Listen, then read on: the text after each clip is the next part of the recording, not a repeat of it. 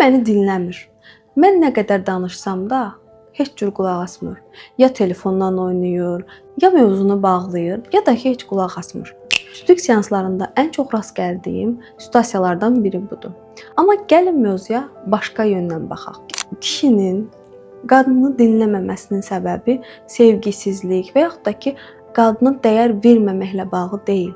Burada ünsiyyət formasının düzgün olmaması ilə bağlıdır. Yəni kişilər daha çox bir problemi eşidəndə onu həll etməyə çalışır.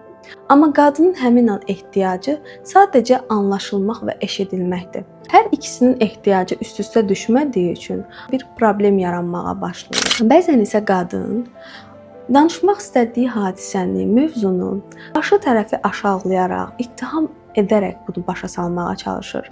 Avtomatik qarşı tərəf özünü müdafiə etməyə keçir. Doğru ton, doğru cümlə bəzən bağlı qapını belə aça bilir. Bəs səncə dinlənilmək üçün necə danışmaq lazımdır?